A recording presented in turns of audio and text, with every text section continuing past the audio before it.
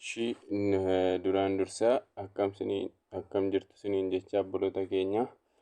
Egaan akkuma yeroo duraa karaa teelegiraamii sin abdachiifne karaa yuutuubii yeroo dhiyootti viidiyoo sinii barnootaa sinii qabannee dhufna jenne kunoo har'a dhufnee jirra. Egaan har'a kan ittiin dhufne koorsii akkaawuntiingii and finance accounting 1 chapter 1 tiinidha. Egaan kana qofaa miti kan kenninu koorsiilee freshmaanii kana keessaa muraasa kennuu dandeenya kan akka economicsii kana fa'i. Kana malees koorsii accounting and finance tiin immoo hamma exit examii itti deemuu dandeenya. Kanneen exit examii irra dhufan guutummaa isaanii ni qopheessina.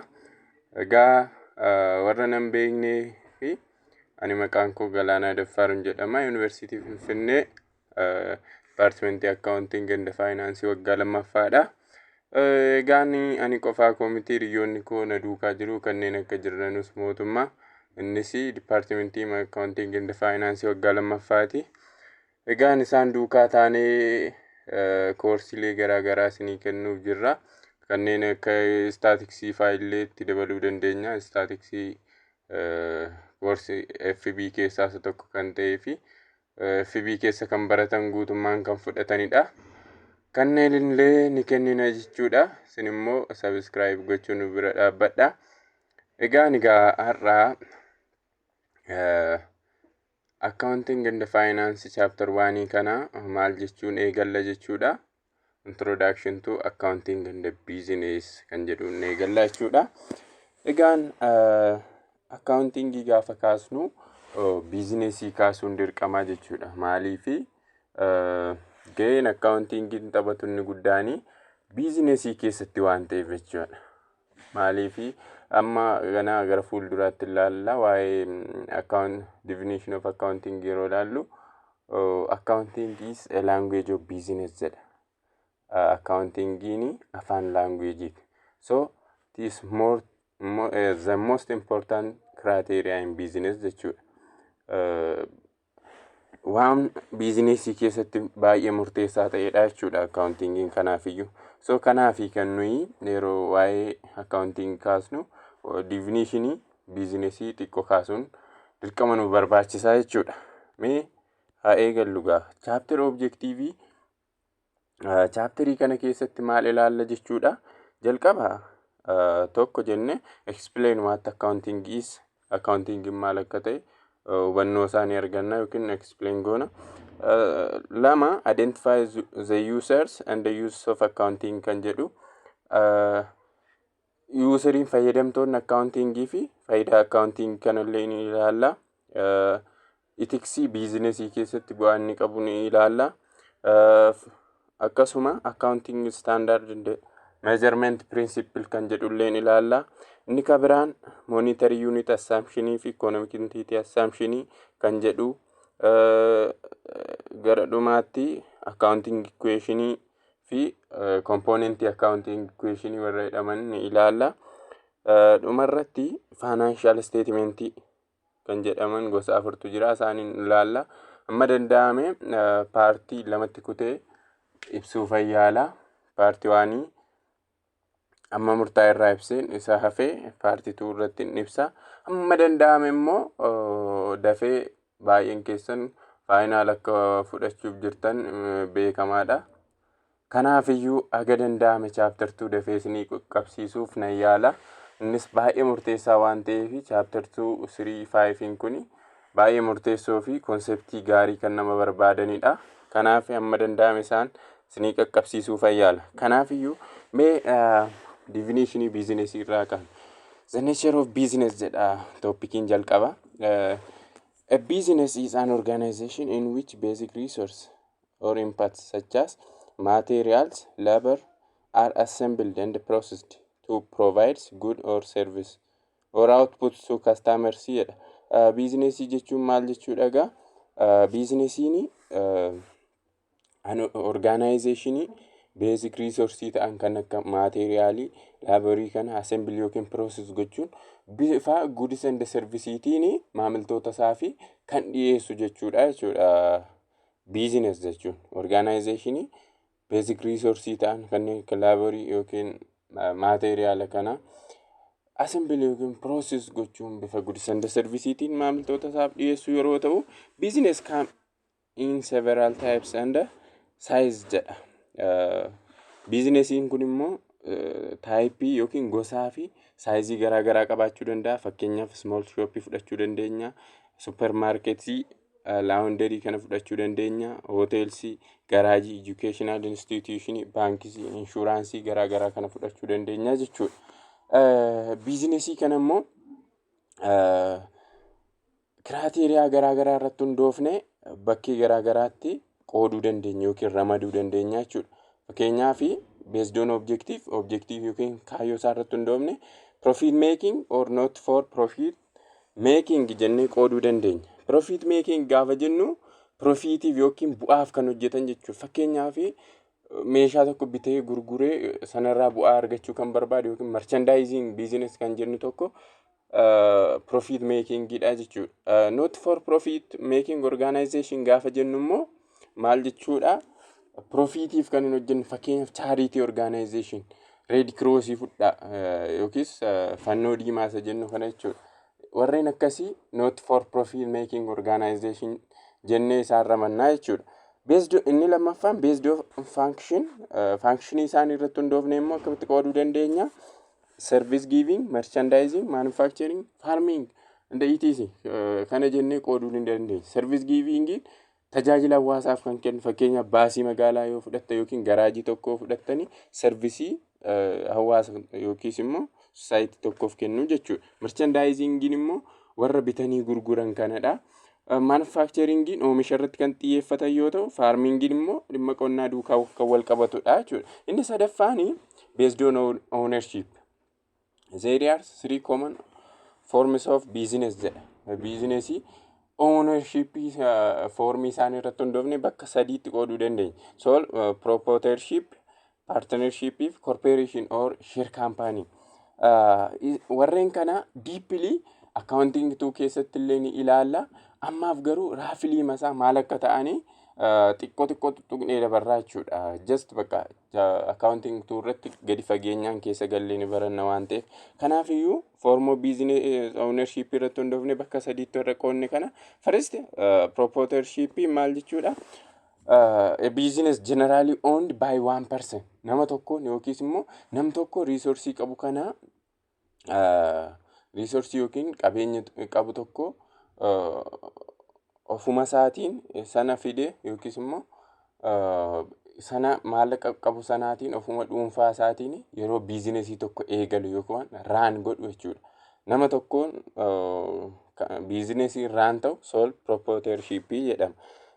Baay'inaan beauty salonii kana fa'aa fudhaa yookiis garaajii xixiqqaawwan biizinesoota xixiqqaa salphaatti namni tokko gaggeessuu danda'u yookiin hundeeffachuu danda'u warri kun sole proprietorship jedhamu.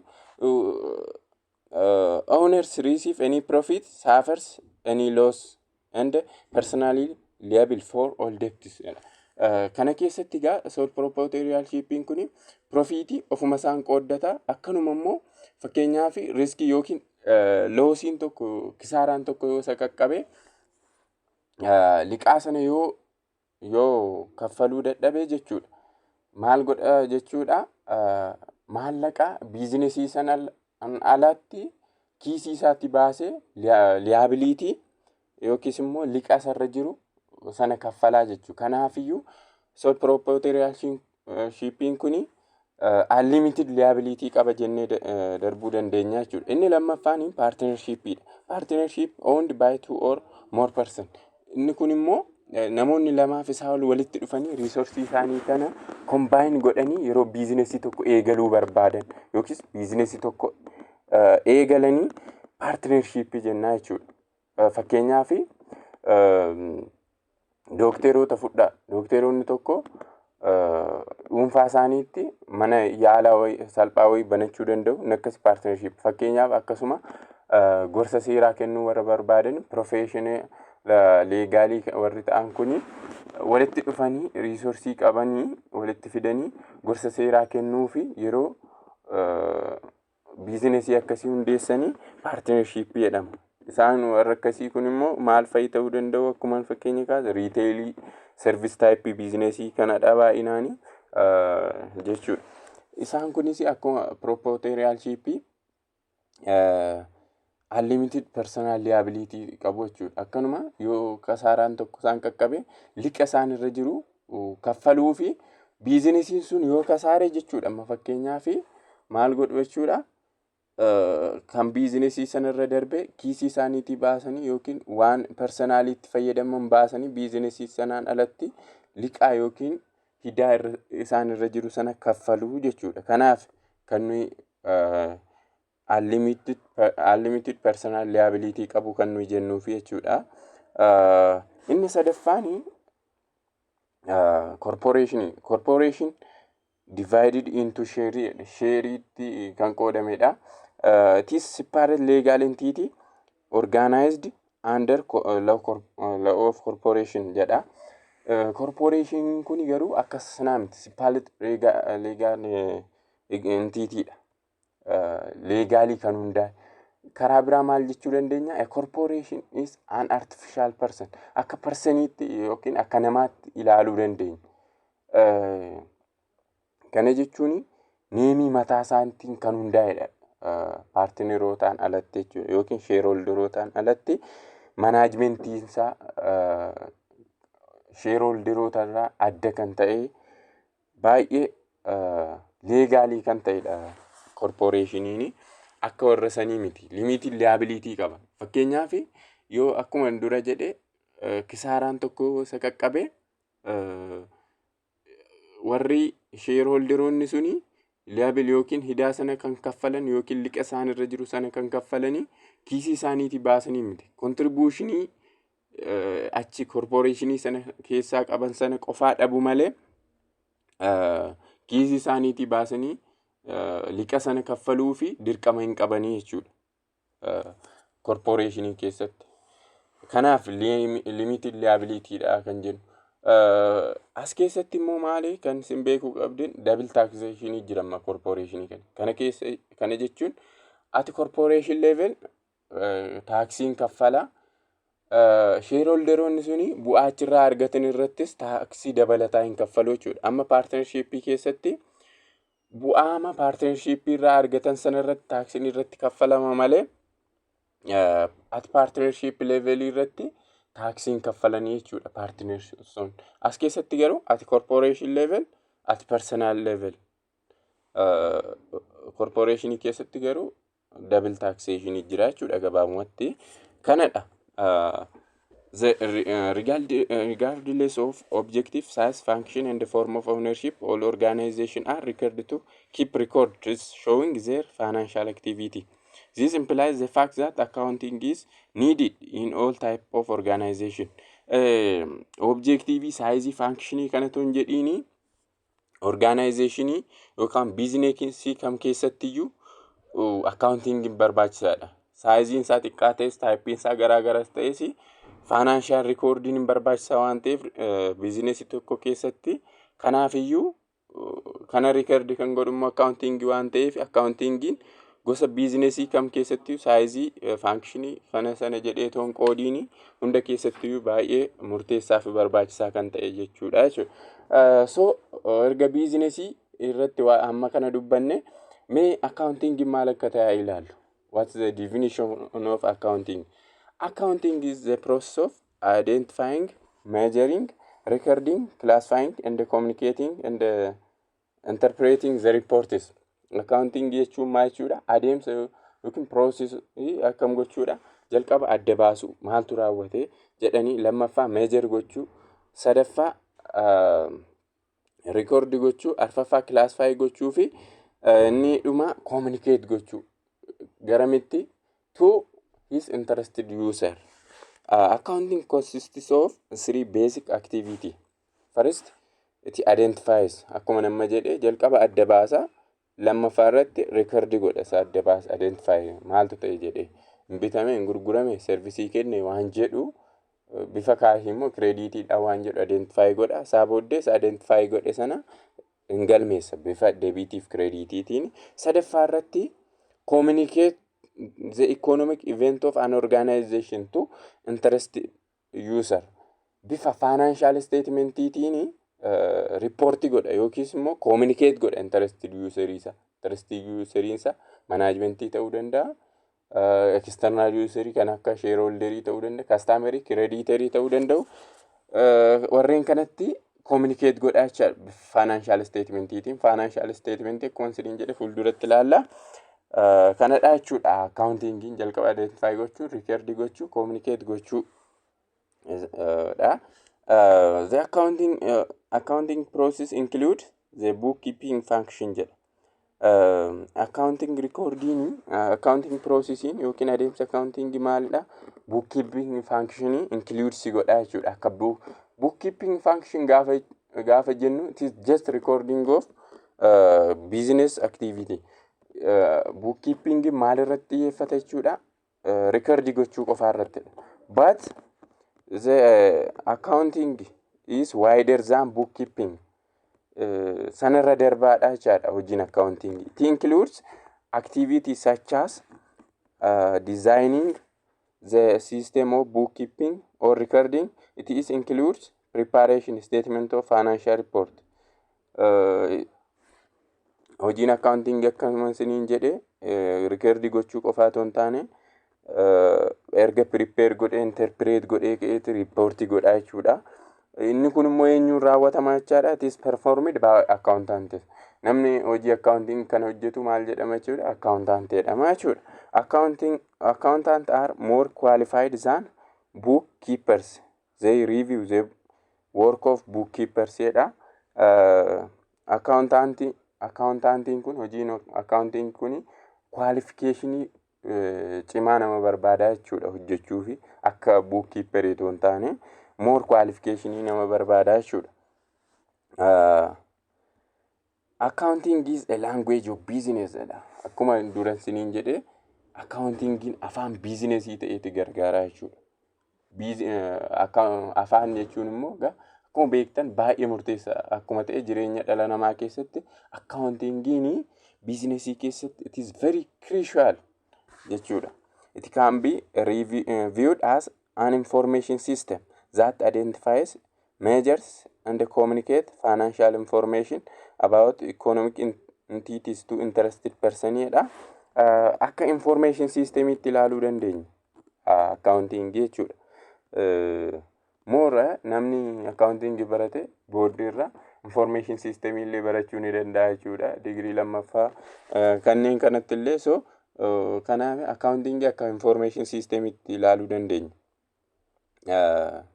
Kana jechuun jalqaba inputiin jira, itti aansee process gochuu jira, dhumarratti outputiin jira jechuudha. Kanaaf kan nuyi accounting is an information system jenne. Accounting kun immoo kan duukaa deal godha yeroo baay'ee kan inni irratti xiyyeeffatu quantitative yookiin bifa maallaqa yookiin lakkaa'amuu kan danda'an irratti xiyyeeffata jechuudha. Quality otoo hin taane quantitative warra ta'an irratti xiyyeeffata. The nature of accounting can be summarized as follows jedha. Nature accounting kana akka armaan gadii kanaatti summarize gochuu dandeenya. Accounting is a service activity jenne first. Second, a descriptive or analytical discipline jenne. Sadaffaa irratti as an information system. Yeroo accounting as a service activity ibsinu as a service activity it provides interested party or user with quantitative financial information that helps them to make various decisions jedha. Akka service activity itti yeroo laallu maal godha? Maal provide godha? Financial quantitative financial information kana wantiita user isaa fi kennaa jechuudha financial information kana. Inni kun immoo maaliif isaan fayyada jechuudha? Decision making keessatti isaan fayyada jechuudha. Userii accounting kanaatiin jechuudha. Accounting as descriptive or analytical discipline yeroo ilaallu immoo it identifies mass of events, transaction that characterize economic activity, purchase, sale, collection, payment. Inni kun immoo maal gochuudha? Economic activity yookiin transaction business tokko identify gochuuf kan nu fayyadu. Fakkeenyaaf purchase dhamu, collection dha, payment dha waan jedhu kanarratti kan xiyyeeffatu dha jechuudha. Accounting bifa analytical discipline yookiin descriptive bifa descriptive ta'e tokko yoo ilaalle immoo jechuudha. Through measurement, classification and summarization, it reduce those data to relatively few, highly significant and related financial reports jedha. Akka information system itti sasadaffaa accounting as information system. Akka information system itti yeroo ilaallu immoo it is a system with three parts jedha. System jechuun jalqaba inputiin jira, isaa booddee processing jira, dhumarratti output jira. It collects raw data as an input. Yeroo data garaagaraa akka inputiitti yookiin galchii yoyii tokkotti kan funaannatu yookiin informationii tokko sassaabu. Invoice jira, receipt jira, wanneen akkasii maal jalatti ramadamu inputii. It process input. Processing keetti kan ramadamu immoo record gochuu, classify gochuu, summarize gochuu. And finally provides output in form of financial statement and communicate economic information about business enterprise or other entity to wide variety of users to assist them in making decision. Akka output it finally maal godha jechuudha. Financial information tokko interested user isaa fi itti communicate godha. Fakkeenyaaf hin buufate moo hin kasaare, specific date tokko irratti financial positionidhaan sadarkaa kamirra jira, waan akkana kana jedhu bifa outputiitiin userii isaa fi dhiyeessaa jechuudha. Decision making keessatti akka isaan fayyaduuf jechuudha accounting. So the role of accounting in business is to provide financial information to managers for use in reporting the business. In addition, accounting provides information to other users in assessing economic performance and condition of business jedha. Manageroota kanaafi rooliin accounting kanaafi financial information kana kennuudha. Maaliifi decision making yookiin plan gochuu keessatti akka isaan fayyaduuf jechuudha. Akkasuma external user warra jennu kanaafis performance, economic performance sana akka isaan baraniif fakkeenyaaf owneroonni sadarkaa akkamirra jira, nu fayyadaa jiramu yookiin kasaaraa jirramu, bu'aa argachaa jirra kan jedhu akka beekanii fi roolii akkasii kan kennuufidha jechuudha accounting. So the user of accounting information are parties that are interested to know about the financial activity of the organization to make various decisions jedha. Useriin accounting kana kan ta'anii eenyu fa'idha jechuudha. Paartii yookiin kan waa'ee financial activity organization sana baruu barbaadan hunda creditorii ta'uu danda'u, customerii ta'uu danda'u, ownerii ta'uu danda'u, managementoota ta'uu danda'u. Warreen akkasii user of accounting jennee ilaaluu dandeenya jechaadha. Gabaabumatti financial information kana decision making keessatti warra barbaadan jechuudha. Fakkeenyaaf bakka lamatti qoonnee ilaaluu dandeenya user of accounting information. Internal user, external user jennee jechuudha. Useroonni kun human resource ta'uu danda'u, finance officer ta'uu danda'u, management ta'uu danda'u, marketing department ta'uu danda'u, labor union ta'uu danda'u, creditory ta'uu danda'u jedheera. So warreen kana bakka lamatti qoonnee ilaalaa jirra jechuudha. Internal user fi external user jennee jechuudha. Egaani external user, internal user jennee warri ilaallu kuni eenyu faadha yoo jenne internal user includes top executive management and administrative within the organization jechuudha. Warra adeemsa biizinesii sana keessatti fakkeenyaaf manaajimentoota ta'uu danda'u, executive ta'uu danda'a, employee organization yookiin kaampaanii sana ta'uu danda'u, internal user ta'an jechuudha. Kanaafi purpose internal user kanaaf maalidha? Purpose accounting yookiin maaliif barbaadu accounting? They need financial information to plan and control the operation. Plan gochuuf yookiis immoo akka operation yookiin hojii activity or kaampaanii sana hoogganuuf isaan barbaachisaa waan ta'eef financial information managementoota yookaan employee organization sanaa ni barbaachisaa jechuudha. Type of report and the frequency isaa yoo ilaalle internal user kanaafi baay'ee keessa deeply yookiin detailidha jechuudha. Frequent information yerootti kan dhiyaatuufidha jechuudha. Accountantiin tokko financial information frequently provide godha warra internal user kanaaf. Akkanuma detail bifa guutummaa guutuutti keessa galeeti financial information kana provide godha jechuudha warra internal user kan akka management executive warra ta'an. Kanaaf operation kaampaanii kana keessatti warra gahee qaban kanaaf jechuudha. Kan biraan immoo external useridha. External useriin kun immoo shareholderii ta'uu danda'u, creditorii ta'uu danda'u, supplierii ta'uu danda'u, governmentii ta'uu danda'a, investoroota ta'uu danda'u. Purpose isaa kaayyoon isaa immoo maali? Warra external userii kanaafi maaliif barbaadu jechuudha? Accounting yookiin financial information kana they need financial information about entire company, financial performance, profit or loss, financial position, resource and source and cash flow.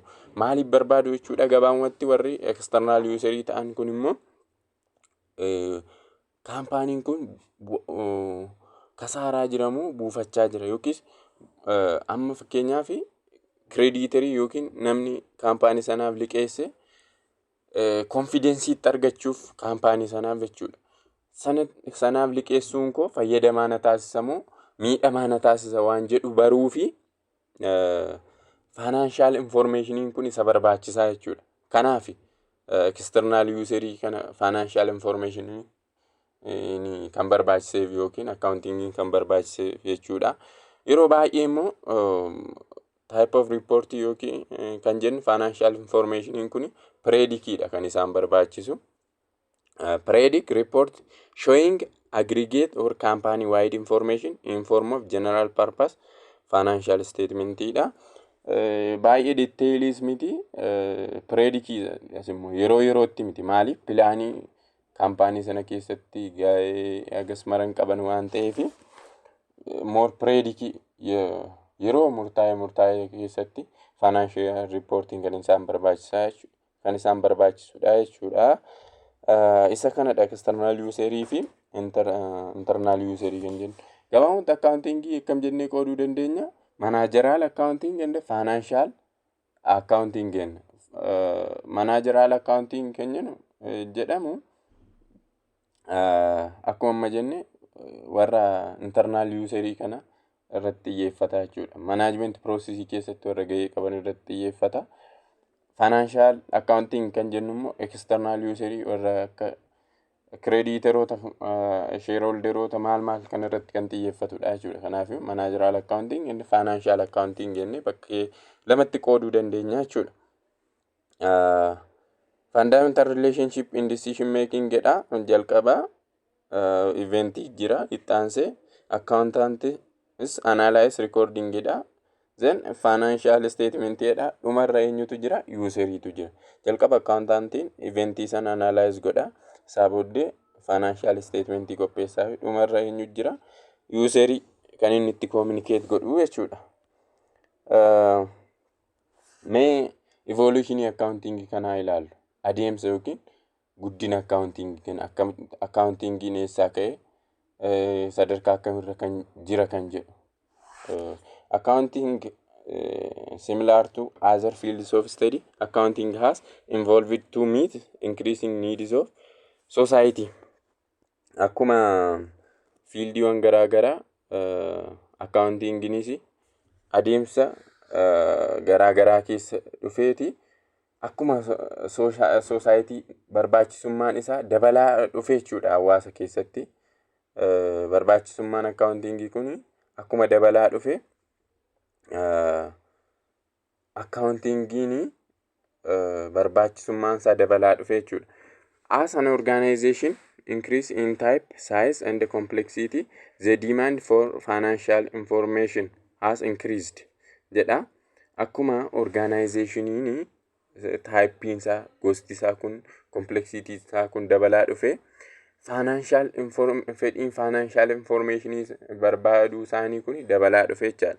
Kun immoo guddina accounting keessatti gahee guddaa taphateera jechuudha. Accounting has developed new concept and principle to meet this demand dha. Evolution accounting kana primitive accounting and modern accounting jenne qonnaa ilaallu. Primitive kan jennu oldest accounting record was the oldest found in Babylonia around 3600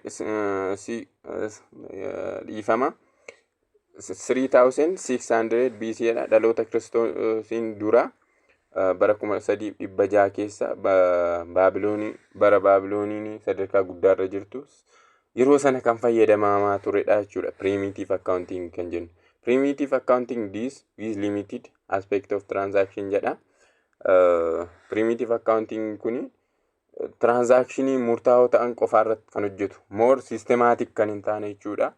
Karaa sirnaa waan taanedha inni primitive kun jechuudha. Modern accounting kan jennu garuu modern accounting for business was developed in response to the needs of Italian commercial organization jedha. Maal gochuuf develop ta'e jechuudha. Italian commercial organization tokko niidii isaa sana guutuuf yookiin achi interestii isaa sanarraa ka'e jechuudha. Modern accounting kun. Modern accounting was interested with invention of system of recording system, double entry accounting system, a complete recording system jedha. Kuni maal wajjin eegale jechuudha. Double accounting system or a complete recording system. Double entry accounting system kan jennu debit and credit jennudha. Chapter 2 keessatti ni ilaalla. Yookiis bitaaf mirgaan isa galmeessinu jechuudha. Bifa aseetii yookiin creditiidhaan inni suni double entry accounting system isa jedhamudha jechuudha. Sana wajjin eegale modern inni jennu achirraa eegaleetidha. Yeroo waan sun eegale. Inni kun immoo this system was invented in 1494 in Italy by Italian monk and mathematician named Paccoli kan jedhu nama Itaaliyaa yookiin mathematician akkasuma gidaamii kan ta'e tokko maqaan isaa Paccoli kan jedhuuni invent ta'e double entry accounting system inni jennu bara 1494 kana jechuudha. Double entry system provides set of integrated report showing profit or loss or operation result of a given business for certain period. Profit fi lossii business kan agarsiisudha. Double entry accounting system kunidha. Akkanuma statement of financial position yookiin balance sheet kanallee agarsiisa fuulduratti ilaalla. The invention of double entry accounting system is considered to be most important stage in development of accounting jedha. Guddina accounting keessatti baay'ee murteessaa kan ta'edha. Invention of double entry accounting system kun jechuudha. In spite of tremendous development in profession since 1494, the basic element of double entry remains unchanged and it continues to this date jedha. Baay'ee haa eegaluyyuu malee invention kun baay'ee kan guddate hin turre jechuudha. More haala sana fooyya'insi guddaan hin jiru ture jechuudha. Influential factor for development of accounting jedha. So kanaafiyyuu akka inni guddatuuf baay'ee dhiibbaa kan taasisan maal fayyadare industrial revolution warraaqsa industrii kana corporate form of organization kun jalqabuu isaaniiti. Public accounting kun jalqabuu isaati. The government influence through tax regulation in the other jedha. Taaksiin kun barbaachisummaa taaksii keessatti qaburraa kan ka'e guddina accountingii keessatti gahee taphatanii jechuudha warri kuni. Accounting profession and career opportunity dha. Accounting profession akkamitti qooduu dandeenya? Public accounting, careers in auditing, taxation, management, consulting, serving the general public jedha. Public accounting kan jennu profession yookiin opportunity accounting keessa yookiin ogummaa accounting keessa jechuudha. Auditing kana taxation yookiis waan akka gibiraa kana kan irratti kan xiyyeeffatu, management consulting kan ta'an fa'i kanadha jechuudha. Public accounting kan jennu. Private accounting kan jennu immoo cost accounting irratti kan xiyyeeffatu, budget irratti kan xiyyeeffatu, kanneen akka taxation dhaabbilee dhuunfaa kanaaf yookiin taaksii dhaabbilee dhuunfaa kanaaf irratti kan xiyyeeffatu jechuudha. Private accounting kan jennu. Inni kan biraan government dha. Career with tax authority, law enforcement agency and corporate regulation jedha. Akkasuma governmentii fi taaksii keessatti fayyada. Law enforcement agency warra ta'an kana corporate regulatory kana keessatti isaan fayyada jechuudha. Forensic accounting jennu immoo isa dhiyoo kana jalqabe. Inni kuni uses accounting, auditing and investigate skills to conduct investigation into theft and fraud. Inni kun immoo maalidha? Maal kan fayyadamudha? Accounting, auditing akkasuma skillii maal gochuuf fayyadu? Hanna kana yookiis immoo fraudii kana hambisuuf kan tajaajiludha jechuudha. Forensic accounting kan jennu immoo kanadha jechuudha. Career opportunity in accounting. Kan biraan topikiin biraan maalidha? The building block of accounting jedha. The following are considered to be building block of accounting jedha. Isaanis building block yookiin accounting keessatti murteessoo kan ta'ani. Inni jalqaba ethicsdha yookiin naamusa isa jennu. Lammaffaa accounting standardii IFRS jedha. Ni ilaalla. Measurement principle and assumption jedha. Warreen kana jechuudha building block accounting yookiis accounting keessatti murteessoo kan ta'an jechuudha. Building block of accounting jenne accounting standard setter jedha. Accounting standard setterii lamatu jiru. Isaanis international accounting standard board kan jennu ISAB gabaabatti. Inni kun kan set godhe accounting standard kan jennu gabaabumatti akkaataatti financial report yookiin financial statement kana qopheessinudha. Isaan lamatu jira. IFRS fi gaappiidha. Isaan kana warri set godhan yookiis immoo standardii kana kan ka'an immoo lamatu jiru. Isaan immoo international accounting standard board kan jennuu fi financial accounting standard board FASB kan jennu. Inni jalqabaa kun IFRS set godhe. Inni lammaffaan immoo generally accepted accounting principle or GAAP kan jennu. IFRS internationally UK based baay'ee biyyoota garaa keessatti kan fayyadamnudha. IFRS kana jechuudha. More principle based dha. Yeroo financial statement tokko qopheessu current liability, non current liability jedhee addan qoodu.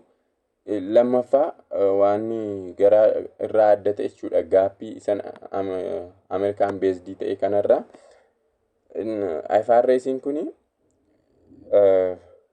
assetii current assetii kana less liquid irraa most liquid itti qopheessaa jechuudha statement isa. Gaappiin kun immoo US based dha. Inni kun immoo more rule based dha. Baay'inaan different accounting informationii qopheessu biyyoota garaa garaa keessatti. Inni IFRS'n kun garuu baay'inaan similaarii kan ta'e fudhataa jechuudha iddoo baay'eetti yookiis immoo recommend godhaa jechuudha IFRS'n.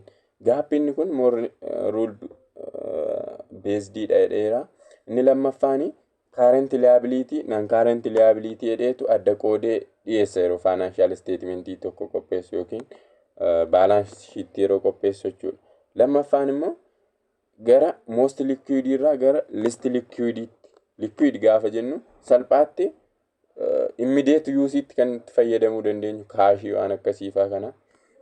Kanaafiyyuu most liquid irraa gara least liquid itti qopheessaa jechuudha. Gaappiin kun isaan kanadha konseptiin isaanii. Differeensii kana gidduu jiru hir'isuuf garuu baay'ee irratti hojjetamaa jira. Inni kun maal jedhama? Convergence jedhama. Dubbisuu dandeessu keessoorra. Kanadha. Inni kabiraanii accounting standardii erga kana jennee inni kabiraan maal jechuudha? Measurement principle. Measurement principle. IFRS generally use one of two measurement principle jedha. The historical cost principle and fair value principle jedha. IFRS kuni measurement principle lama kaa. Innis historical cost principle fi fair value principle jechuudha. Historical cost principle jechuuni it dictates that company record asset at their cost jedha. Assetii tokko kostii yookiin gatii duraa isaanii sanaan record akka godhuuf recommend godha historical cost principle. Amma fakkeenyaaf building tokko haa fudhannu. Building tokko gatiin amma inni qabu kuni 300,000 yaa jennu. Garuu waggaa dhufu through the time jechuudha. Haala garaa garaatiin gatiin isaa gara 200,000tti gadi bu'uu danda'a yookiin gara 400,000tti ol dabaluu danda'a. Gatiin buildingii kana jechuudha yookiin jaarsa tokko. Inni kuni historical cost principle maal recommend godhare? Kanaafiyyuu 300,000 sana gatii isa duraa sanaan akka record godhuu fi recommend godhaa jechuudha. Historical cost principle. Fair value principle kan jennu immoo it states asset and liability should be reported at fair value or the price received to sell an asset or settle a liability. Akkuma jenne fakkeenyuma sanaa fudhan.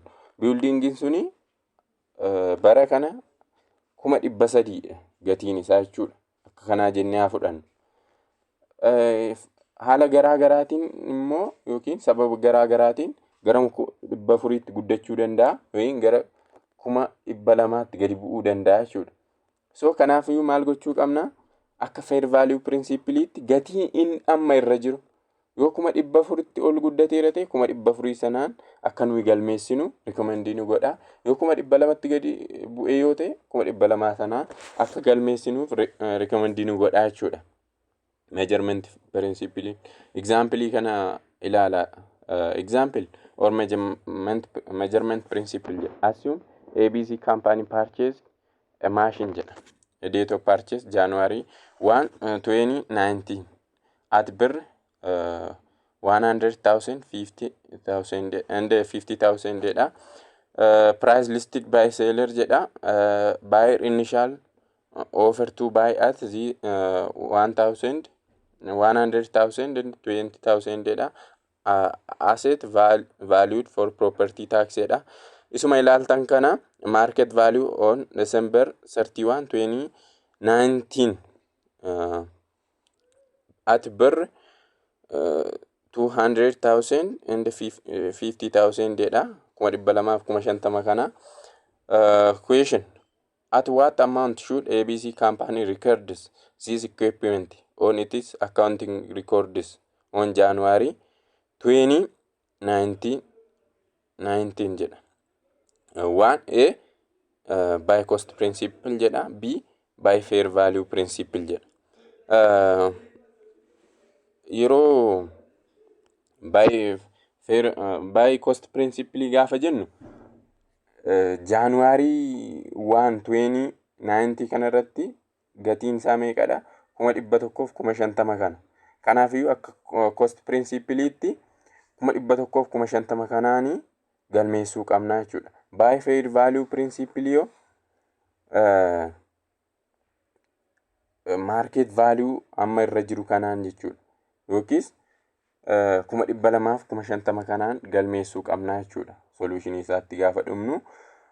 Inni kan biraani assumptionota lamatu jira accounting keessa. Innis monetary unit assumption fi economic entity assumption kan jennu jechuudha. Monetary unit assumption kan jennu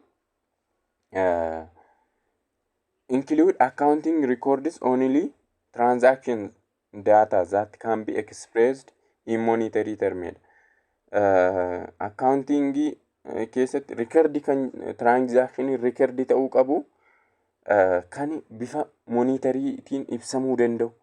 Fakkeenyaaf yoo fudhanne Helziin manaajera kaampaanii tokko bifa monetary termiidhaan ibsuu hin dandeenye. Waan quality waan tokko monetary termiidhaan ibsuu hin dandeenye. Warreen akkasii kanaafiyyuu galmaa'uun qabanii jechuudha. Bifa monetary termiidhaan kan ibsaman qofaatu accounting record keessatti galmaa'uu qabaa jechuudha. Akka monetary unit assumptionitti jechuudha. Economic entity assumption inni jennu immoo economic entity assumption requires that activity of entity be kept separate and distinct from activity of its owner and all other economic entity. Fakkeenyaaf kana jechuun immoo personal transaction kan jedhamuu fi biizinesiin tokko dhaabbateera, garaajiin tokko jechuudha. Waanni garaajii sana keessatti hojjetamu yookiis imma biizinesii garaajii sana duukaa kan wal qabatuu fi kan inni dhuunfaatti manatti itti fayyadamu warri sun adda ta'uu qabu. They have to be distinct from each other. Walirraa adda ta'uu qabu. Waan biizinesii garaajii sana keessatti profit loosiinsaa qofaatti galmaa'uu qaba. Kan garaajii sana. Kan personaalii waan mana keessa waan garaagaraa expense garaagaraa inni incur godhu kan biizinesii sana keessatti dabalamuu hin qabanii kan jedhudha economic entity assumption. Corporation yoo ta'e kan shareholder isaa sana duukaa wal qabachuu hin qabu. Yoo partnership ta'es akkasuma waan biizinesiin keessa jiru sana duukaa wal qabachuu hin qabu jechuudha. Yeroo record goon for accounting purpose jechuudha. Bu'aan isaa maali yoo jenne in accounting money is used as money measurement unit jedha. Due to all transactions are recorded in monetary term jedha. Money is both common factor of all business transaction and the only feasible unit of measurement jedha. Baay'ee murteessaa kan ta'edha. Measurement unit dha money. Waan hunduu bifa maallaqaa yookiin birrii isa jennuutiin ibsama jedha accounting keessatti. Isa kana dubbata waa'ee kana dubbata jechuudha. Baay'ee murteessaa kan ta'es durillee baarterii ture. Meeshaadhaan jijjiiruu amma garuu waan hunduu price waan tokko bifa monetary termiidhaan ibsama. Isa kana jechuu barbaadeeti. It limits financial statement to report only quantifiable elements jedha. Quantifiable yookiin lakkaa'amuu kan danda'an tokko report gochuuf kan nu fayyadu jechuudha. Akkuma dura dubbadhe qualitative event affecting performance of business are not reported because of problem of quantification jedha. Sababa monetary unit assumption akkuma jenne sababa kanaafi wanti qualitative nature qaban tokko sana keessatti recording ta'a yookiin reporting ta'an jechuudha. Fakkeenyaaf akkuma dura jedhe effect of profit of deeds of an excellent business manager is not included in financial statement jedha. It ignores effect of inflation since it assumes money as a stable unit of measurement jedha. Business entity assumption is baay'ee tuttuqeera more. Business entity can be any organization or unit in society jedha. It is an economic unit which enters into business transaction that must be recorded, summarized and reported. It can be profit making or not profit making jedha. Waan mun dubbachaa ture. As per this assumption jedha, a business organization is considered to be separate from owners and creditors who supplied asset and from other business jedha. Akkuma jedhe bakka separate ta'uu danda'a. Ta'uu qaba jechuudha. Waan credit personal transaction creditorin tokkoo fi wanti business sana keessatti hammatamuu qabu distinct ta'uu qaba jechuudha. Economic entity assumption jechuun isa kanadha. Inni kabiraani kan nu ilaalle xumurarra accrual method of accounting and cash method kan jedhudha. Accrual method of accounting kan jennu, it is a method of accounting in which transactions are recorded in period in which event occurs jedha. Accrual method of accounting kan jennu business transaction tokko galmaa'u kan qabu yeroo businessiin tokko servicii kenne, yeroo kaashii fudhatee otoo hin taane servicii yeroo kenne. Amma fakkeenyaaf servicii har'a kenne maallaqaan fudhanne yoo ta'e yeroo servicii kenne sana galmeessuu qabaa jechuudha akka accrual method of accounting itti jechuudha. Inni kan biraan immoo cash method. Cash method jechuun immoo revenue haa ta'u expense haa ta'u revenue argate kan jennu yookiis immoo revenue tokko galmeessuu kan qabu akka kaashiitti yeroo servisii sana tajaajilamaa tokkoof kenne otoo hin taane, yeroo servisii sana tajaajilamaaf kenne otoo hin taane yeroo kaashii sana fudhate yookiis immoo yeroo baasii tokko incur godhe baasii sana yeroo kaffalu. Fakkeenya salarii employee isaa tokko yeroo kaffalu malee yeroo employeen sun hojjetaniif yeroo yookiis yeroo expense sana incur godhe miti jechuudha kan inni galmeessu akka cash basis of accounting jechuudha. Isa kanadha accrual basis of accounting and cash basis of accounting inni jedhu jechuudha. Kanumaani part 2 accounting basis of accounting equation kan jedhu walitti deebina. Isa kanaaf galatoomaa an jedha. Thank you. Nagaan tura.